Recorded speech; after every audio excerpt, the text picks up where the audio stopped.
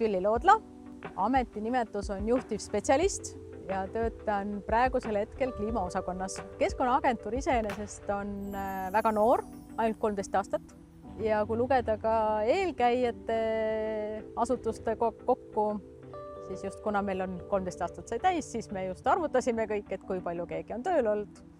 Endale üllatuseks sain ma päris suure numbri, 28,5 aastat. Mis kõnetab, on ilmselt see, et meie võib-olla siis ka ameti puhul või sellega ilmaga seonduvalt ei ole ükski päev ühesugune, ükski number ei ole ühesugune ja võiks öelda, et ka see numbri maagia tegelikult, et võid ju küll mõelda, et tulevad ju õhutemperatuuri numbrid ja tuulenumbrid aga see, mis sealt pärast võib-olla kokkuvõtetena välja tuleb, et sa näiteks saadki öelda, et mai oli meil soojem või siis need kliimanumbrid, et hästi aktuaalne on ju see, et kliima läheb meil soojemaks. Me tõesti saame nende numbrite alusel ja andmete alusel, mis meil andmebaasides on, selle alusel ka öelda, et jah, tõesti nii on, kinnitada, et see on ilmselt see, mis on köitnud siin. Tavaliselt on, kui niimoodi hakatakse rääkima või öeldakse, et minu telefonis näitab hoopis ilmaprognoos midagi muud. Siis tuleb kõigepealt minna nii-öelda juurde, vaadata, kust sa ilmaprognoosi vaatad, millist ilmaprognoosi sa kuulad. Telefoni jõudvad ilmaprognoosid koostatakse ju ilmamudelite poolt. Ja oleneb siis sellest, milliseid andmeid ta sinna sisse kasutab. Kui nüüd rääkida täpsusest, siis pigem oleks nagu selle nii-öelda synoptikutega ühes paadis, et ilma ei ole võimalik väga pikalt ette ennustada. Kõige täpsemad ilmaprognoosid ongi kas 3 või 4 päevaks. See oleneb sellest, et milline ilm meid ümbritseb. Kui meil on niisugune, ütleme, kõrgrõhkkondadega aeg, siis ei ole väga hull, aga kui meil on tulemas madalrõhkkonnad, siis võib ilm muutuda ka tundidega, nii et tavaliselt kõige kindlam on vaadata seda ilma siis ilmateenistuse veebist või siis Ilm+ äpist, et seal võib olla kindel, et see asi on õige ja korrektne, et meie sünoptikud ikkagi ei ole sellised nii-öelda klaaskuuli pealt ennustajad, et ikka selle taga on suur teadus ja teadmised, et saada see prognoos õigeks. Me ei saa lubada endale seda, et meie prognoos on ebatäpne, sest selle alusel ju toimub hästi palju. Ja teine on, kus me ei saa üldse endale eksimust lubada, on erinevad hoiatused. Hoiatused on need ju, mille järgi siis kõik peaksid reageerima, et kas ma peaksin endale asjad kokku korjama näiteks tugeva tuulega või äikesega ei roni kuskile masti, et sellepärast on meil ikka kõik me oleme teinud selleks, et oleks hästi täpne. Ikka ju tehnoloogia areneb ja kui juba üks tehnoloogia on kasutusel, siis juba ju tootjad arendavad juba midagi muud. Reeglina on ikka see, et sa juba aimad, et midagi uut on tulemas. Eks uus ja just värskelt välja tulnud, ütleme ka tehnoloogia on ju natukene samm parem kui eelmine. See ikka tuleb samm-sammult, et päris sellist järsku, et nüüd on midagi sensatsioonilist reeglina ikkagi ei tule.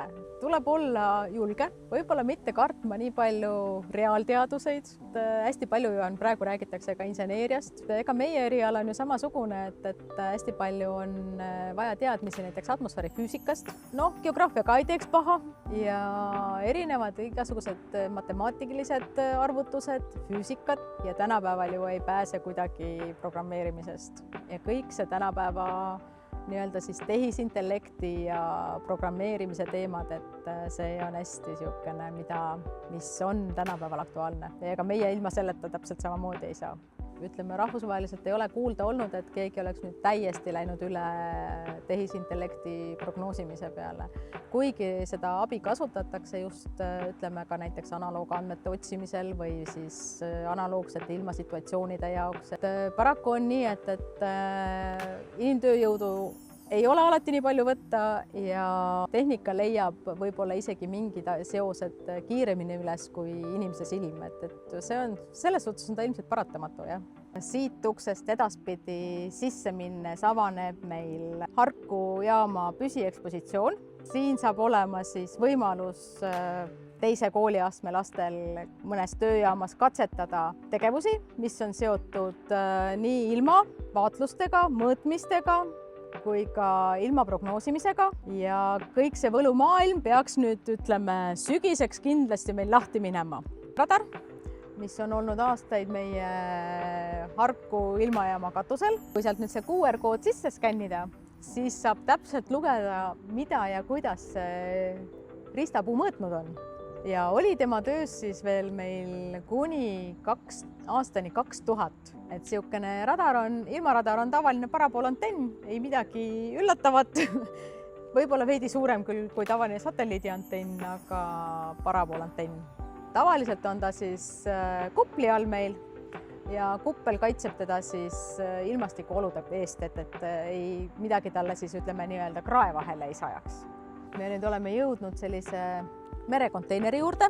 Võiks öelda, et just nagu näeb välja täiesti tavapärane konteiner, kuid meie jaoks on tegemist raadiosondi jaamaga.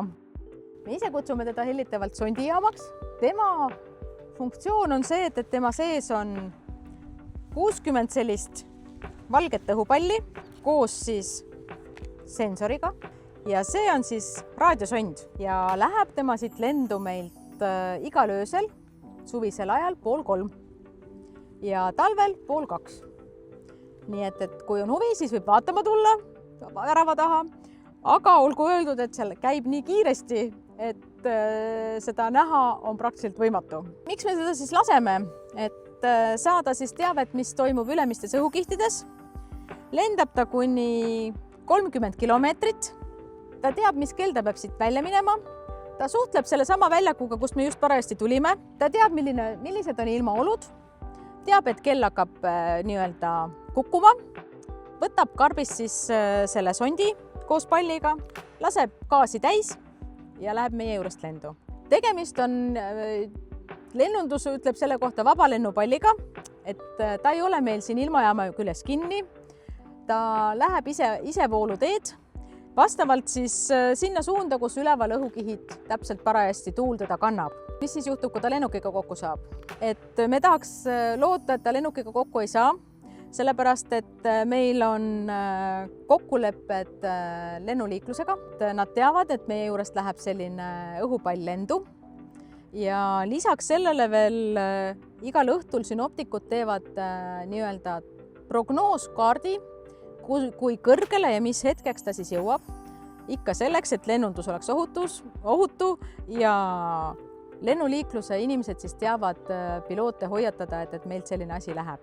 Et see on kõik selleks, et see käib väga rangelt reeglite järgi, et ei ole siin mingit isetegevust. Korjab ta meile ülevalt selliseid andmeid, mis on õhutemperatuur, kastepunkt ja oma liikumise järgi ta arvutab siis tuule suuna ja tuule kiiruse. Et kui kiire seal tuul üleval on ja kus suunas see siis puhub meil see tuuleke. Et synoptikutel peab olema see info hommikul töölaual selleks, et teha prognoosi.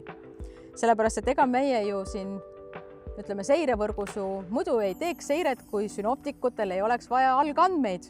Et teada, mis see ilm siis homme on või ülehomme. Lähevad need andmed muidugi iseenesest mõista ka ilmamudelitesse, sest ilmamudelid kasutavad ka kõiki maapealseid mõõtmisi ja mitte ainult maapealseid, vaid ka neid, mis me siis ülemistes õhukihtidest saame. Kõik teavad, et gaas üleval paisub ja kõik, mis üles läheb, tuleb alla ka, seda teadis juba Winnie-Puhh. Ja kukub ta ülevalt alla, ta lendab circa 1,5 tundi. Alla tuleb ta ütleme nii, et umbes 40 minutiga. Kui varasemalt, siis kui meil veel seda automaatset sondijaama ei olnud, siis me saime andmeid ainult nendelt sondidelt, mis olid tõusvad sondid, ehk siis kui ta üles liikus, siis nüüd me saame ka laskuvatelt sondidelt andmeid. Et jällegi hästi suur huvi on mudelprognoosidel selle vastu, et saaks rohkem andmeid mudelitesse. Kui ta lendab alla, kukub alla, siis ta meie jaoks on oma töö ära teinud. Kui keegi nüüd juhtub loodusest leidma sellise asja, siis meie sondidel kõikidel on QR-koodid peal. Võib sealt siis QR-koodi alt otsida, kuidas peaks käituma sellega. Ja kui nüüd on suur huvi selle asja vastu, siis võib saata meile teavituse, et olen leidnud. Selle QR-koodi alt tuleb see meiliaadress ka, kuhu saata saab. Ja kui me saame pildi koos selle koodiga, sest kõik sondid on nummerdatud, eranditult 1. Kõikidel on universaalsed koodid. siis me saame oma süsteemidest vaadata seda, et mis ajal ta meie juurest läinud on, kui kõrgele ta läheb ja võib-olla ka trajektoori näidata, et kuidas ta lennanud on, et kas ta siit on väga kaugele jõudnud või on lähemale kukkunud. Meie ise neid sonde kahjuks korjamas ei käi. Et meil on küll tootja kinnitanud, et see õhupall on looduslikust kautšukist, et ta mingil määral ikkagi ju laguneb, aga mingid tükid ikkagi võivad loodusesse jääda. Et sellepärast on see üleskutse, et kui te looduses käite ja leiate, et siis võiks need asjad kokku korjata. Vanad pilvekõrgusmõõtjad, ühest läks siis valguskiir üles ja teine mõõtis siis selle, millisel ajahetkel see valguskiir ülevalt alla tagasi tuli. Et jällegi need 2 kasti olid vaatlusjaama kõrval kuskil ja toas oli siis ekraan, mille kaudu sa siis said vaadata, et kui kõrgel see pilvekiht on. Meil on 4 pilvekihti, siis temaga sai mõõta ainult siis, kui põhimõtteliselt oli laus pilves, et siis tema mõõtis ainult sellisel juhul pilvekõrgust, et praegu mõõdab meil kogu aeg. Et kui sa vaatad üles ja vaatad seda palli, mis siin maapinnal on, siis kuidas see tunnetus on, et kas on erinevad? Võiks öelda silmamoondus, et üks objekt on sul lähedal ja teine on palju kaugemal, et siis vahest arvatakse, et see maa peal olev kuppel on suurem kui teine.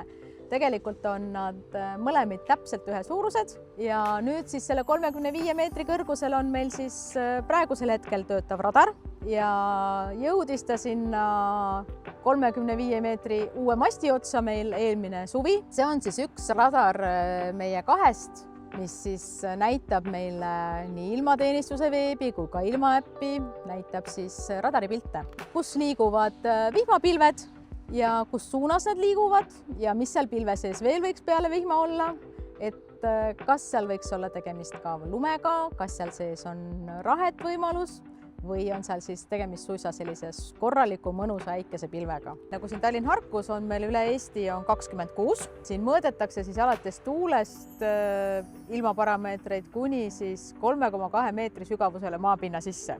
Ja esimene ilmaparameeter, millest kõik alati räägivad, mis on kohe esimene asi, et kas on õues külm või soe. Ja seda mõõdetakse termomeetritega. Ja õhutemperatuuri me mõõdame siis 2 meetri peal. Kaitstud ümbrises, päike ei saaks seda soojendada ja kõik õhutemperatuurid, millest ilmateenistused räägivad, on mõõdetud varjus. Ja reeglid kirjutab meile ette siis meie rahvusvaheline organisatsioon, mis on Maailma Meteoroloogia Organisatsioon ja sealt kaudu tulevad kõik reeglid siis. Kui kõrgel me peame mõõtma midagi, millise sensoriga tuleb mõõta, millised võivad olla mõõtevead ja kõik sinna juurde kuulub. Mõõdame siis ka me õhurõhku, et õhurõhusensorit kahjuks näidata väga ei saa, sest õhurõhusensor on meil siin sellises ilmajaama kapis ja õhurõhusensor on siis, näitab seda, et kui tugevalt see õhumass, mis meil pea kohal on, meid rõhub siis. Et kas tegemist on siis madalrõhkkonnaga või kõrgrõhkkonnaga, vastavalt sellele ta siis tuleb sealt see rõhunäit. Siin ilmajaama kapis on veel ka loger ehk ilmajaama aju, mis korjab siis kokku kõik mõõtmised, mis me siin vaatlusväljaku peal automaatselt teeme. Et käsitsi mõõtmisi meil enam ei ole mitte ühtegi. See on meil ilmasensor ja tema näitab ära siis seda, et mida meil sajab, kas meil on vihma sajab või lund sajab või on meil siin ümbruses on udu, et selle kõik tema ilusasti kirjutab meile, saadab ära. Ja näitab ta ka seda, et kui kaugele me selle koha pealt näeksime. Et kas see on ainult 200 meetrit või on see 35 kilomeetrit ja mõõdab ta seda siis õhu läbipaistvuse järgi. Et ta hindab, et kui hästi see õhk läbi paistab ja siis vastavalt algoritmidele ta siis ütleb, mis meil seal, mida tema näeb. Seirekaamera, et kuna meil vaatlejaid enam seirejaamades ei ole, siis aeg-ajalt ikkagi on vaja näha, mis ilmajaama väljakul toimub. Ja see on siis nii-öelda meile silmad keskuses, et me saame vaadata, mis jaamas toimumas on. Klaasist piklik asi. See on nüüd päikesepaiste kestuse sensor. et nii nagu nimi ütleb, mõõdab ta meil ära päikesepaiste kestuse, mitu minutit me päikest siin täna ka saanud oleme. Kui päev saab läbi, siis keerab ta ennast juba hommikuks ilusasti töö valmis, et alustada siis järgmisel hommikul oma tööpäeva jälle. Et tema jälgib seda, kuidas päike siis meie väljaku peal liigub. Järgmine kupliga summaarse kiirguse sensor, et tema mõõdab siis ära kogu päikeselt tuleva kiirguse. Et päikese kiirgus teatavasti on erinevat liiki, et on hajuskiirgus, on peegeldunud kiirgus ja siis on otsekiirgus, et tema mõõdab kõik ja arvutab selle siis meile kokku. Ja seda kasutavad hästi palju päikesepaneelide paigaldajad, et on vaja teada, kui intensiivselt ja kui palju seda päikest meile tuleb. Selle poomi otsas siin kõige pisem, see praegu läheb kõige rohkem hinda, kõige paremaid andmeid hakkab andma, sellepärast et suvi on ju alles tulemas ja tema siis arvutab meile UV-indeksi. Ehk see on see näit, mille järgi siis me ütleme, et kas on ohtlik tase või on normaalne tase, kui palju endale kreemi peab peale määrima ja kui kaua selle päiksega tegelikult väljas tohib olla üldse. Seal otsas 10 meetri peal on meil tuulemõõtja. Tegemist on akustilise tuulemõõtjaga, et kui õhk sealt vahelt läbi liigub, siis ta arvutab nende muundurite abil, kui kiiresti see tuul puhub ja kust suunast ta puhub. Sest ega tuul midagi muud ei ole kui õhu liikumine meil. See on meil seilomeeter. Tegemist on pilvekõrgusmõõtjaga, lasermõõtjaga ja tema näitab meile siis seda, kui kõrgel pilved on. Taevasse vaadata siis aeg-ajalt on ikka näha ka, et on erinevad kihid ja pilved ei ole kõik ühe kihi peal. Et tema näitab meile siis kuni 4 erinevat kihti ja mõõdab pilve kõrgust kuni 7,5 kilomeetrit, sest laser lihtsalt kaugemale ei näita. Tal on omad algoritmid sees, kuidas ta siis arvutab näiteks ka pilvede hulga meile, et ta arvutab selle siis selle järgi, kuidas pilved talt üle liiguvad. Et ta ei ole selles suhtes, et mitte punktmõõtmine, vaid ta arvutab selle 30 minuti keskmisena, et saaks sellise keskmise väärtuse.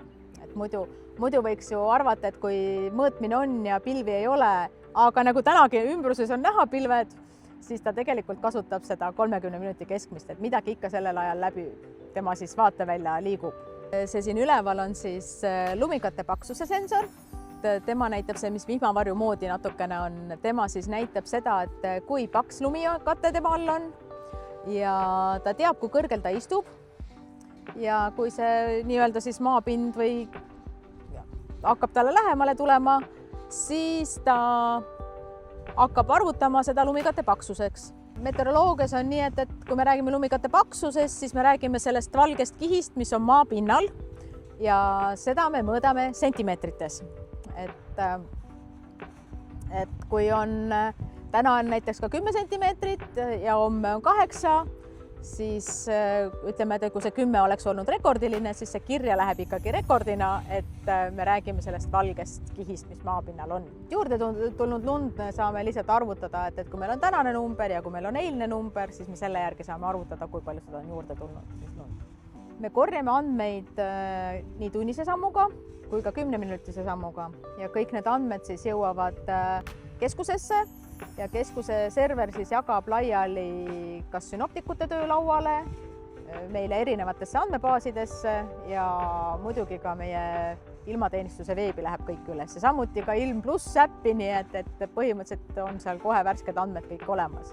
Siin on meil lumekaal ja lumekaal on selleks, et nii nagu nimi ütleb, kaaluda lund ja vajalik on ta selleks, et me saame arvutada sellega siis lumeveevaru, kui palju sellest lumekihist tekiks vett, kui see kohe kõik korraga ära sulaks. Oluline info prognoosidele, sellepärast et teada, et kui palju vett siis lõpuks ka näiteks jõgedesse jõuab. Et hüdroloogidele on hästi oluline ja hüdromudelitele, et teada, mis meil selle veega siis toimub. Teistpidi saab arvutada ka lumeraskuse ja lumetiheduse ja selle järgi saab öelda, kui palju see lumi kaalub ja oluline, kui on lund palju, siis kas peaks minema rookima oma katust või mitte. ja muidugi projekteerijatele, ehitajatele, et teada siis, kui palju meil üldse, kui raske meil lumi on, et nad peavad sellega tegelikult arvestama. Anum on siis nüüd mõeldud meil sademete mõõtmiseks. Sademete all me mõistame siis kõike, mis nii-öelda ülevalt tuleb, lumi, vihm, uduvihm, lörts. Kui meie räägime sademetest, siis sademed on veekihi paksus millimeetrites pindala kohta. Et kui me ütleme, et meil sadas näiteks 10 millimeetrit, siis võib ette kujutada, et näiteks märkida endale maha ruutmeetrine ruuduke, mis on meeter korda meeter ruudustik siis, ja kallata sinna siis nii palju vett, et tekiks selline 10 millimeetrine ehk 1 sentimeetrine veekiht. Ja see on sellisel juhul, kui vesi ei valgu kuskile ja vesi ei aura kuskile. Meil on tegemist siis kaaluva anumaga. Siin all on kaal, siin peal on veeanum. Kõik, mis sisse sajab, kõik kaalutakse ära ja arvutatakse meile siis süsteemi poolt millimeetriteks. See korpus, mis tal on tegelikult ainult kaitsekorpus, et seal all on niisugune plastmassist anum, mis siis korjab sademed kokku. Ja see kaelavõru, mis tal on tuulekaitse. Ta peaks need sademed meile ilusti siia tünni panema, et tuuletakistus kukutab selle sademete, mis ülevalt siis tuleb, kõik meile siia anumasse ära. Tühjendame me seda 2 korda aastas, 1 kord sügisel, siis kui ilmad hakkavad minema külmaks ja püsivalt hakkavad juba miinuskraadid olema meil, siis meil käiakse tehnikaspetsialistide poolt seirevõrgus, kallatakse see suvine sügisene sademete vesi maha ja kallatakse sinna sisse siis antifriis. Kuna me mõõdame ju kõik veena, et me sulatame kõik lume ja rahe ja kõik me sulatame üles, et see on sellepärast, kallatakse siis talvisel ajal antifriis sisse. Ja teine tühjenduskord on siis meil kevadel, kui me korjame selle antifriisise vee kokku ja läheb see siis jäätmejaama hävitusse, et me ei kasuta looduslikku siis antifriisi, et me ei saa maha kallata seda. See on heliograaf, et kui ma ennem rääkisin, seal masti juures oli poomi peal niisugune piklik klaasist päikesepaiste kestuse mõõtja, siis see klaaskuul teeb täpselt sama asja. Et soovitakse küll vahest, et äkki saab sellega suve prognoosida ja saaks parema suve endale ja siis paraku seda sellega ei saa. Et temal käib sees siis selline sinine lint, klaaskuul läheb päikse käes soojaks ja hakkab sinna kõrvetama siis päikese käiku. Et see must jutt, mis seal täna näha on tänane päikese käik ja sealt saab siis lugeda, mitu tundi päikest meil paistnud on. Et see on niisugune vanakooli mõõteriist, et võiks öelda, et see on siis selle poomi peal oleva päikesepaiste kestuse vanaisa. Tretjakovi sademete mõõtja, vanamoodne ja võib-olla ka museaalne võiks öelda. Siis varasemalt oli nii, et tuli kindlatel kellaaegadel võtta see anum sealt seest välja, viia tuppa. Toas oli meil sademete mõõduklaas ja siis sai sealt pealt arvutada, kui mitu millimeetrit ikkagi samamoodi veekihi paksust, et kui mitu millimeetrit meil sadanud on. Tegemist on etalonsademete mõõtjaga endiselt. Ehk see tähendab siis seda, et kui keegi hakkab välja mõtlema uut sademete mõõtjat, siis pannakse selle sademete mõõtjaga kõrvuti ja nad peavad mõõtma ühtemoodi. Ühepalju sademeid. Tallinn-Harku väljaku peal on nüüd veel jäänud selline vanamoodne termomeetrite kapp, kus on sees 4 termomeetrit ja vanasti siis saigi käia või vaatleja käiski vaatlusajal väljaku peal. Vasakpoolselt sai lugeda siis hetketemperatuuri, parempoolne oli jalgupidi vees ja nende kahe järgi sai siis arvutada õhuniiskuse parameetrid. Üks, mis on pikali, on miinimumtermomeeter ja teine on maksimum. Kui inimesed käisid vaatamas iga 3 tunni tagant, siis oli ju vaja teada, milline see minimaalne ja maksimaalne õhutemperatuur kahe vaatluse vahel oli. Ja selleks ongi see miinimum ja maksimum termomeeter. Et miinimum on piiritusega, seal sees on niisugune pisike väike must laevuke ja maksimum on siis elavhõbe. ja kõik meie varasemad vaatlused, mis on enne 2003. aastat, on täpselt sellistest tonnidest pärit. Klassikaline vanamoodne tuulelipp ja sellega saab siis mõõta tuule suunda, tuule kiirust. Kui oli vaatlusaeg, tuli tulla siia tuulemasti alla, seista 2 minutit, vaadata, kust suunast tuul puhub ja millise kodara vahel siis see tuuleplaat liigub. Ilmavaatlusi tuleb teha järjepidevalt, kogu aeg samal ajal, igapäevaselt, et ma ei saa ilma valida. Et kui arvestada nüüd, et täna meil on tõesti ilus niisugune päike paistab, aga tuult me ei mõõda ainult ilusa ilmaga. Et kui sajab vihma või lund, et ütleme enne 1950. aastat seda tuulemõõtjat niimoodi seista 2 minutit 10 meetri peale vaadata, oli ilmselt päris ebameeldiv mõnikord. 50-ndatel hakkasid tulema juba peaaegu et automaatsed mõõtjad. Nemad olid samuti siis 10 meetri peal ja näitab ta siis tuule suunda ja tuule kiirust. Minu arvates on ta ka päris niisugune vahva mõõdurist, sest siit pealt saab hästi aru, et kui kiiresti tuul puhub juba ja kus suunas. Võrreldes praegu moodsate asjadega, mis ei liigu kuskil suunas, et lihtsalt vaatad, et seal on tuulemõõtja, siis tema istus küll väljaku peal, aga temal oli juhtpult toas ja sealt ta sai siis vaatleja juba vaadata, et kui kiiresti tuul puhub ja mis suunas ta puhub, et enam ei olnud vaja tuulemõõtja all seista 2 minutit.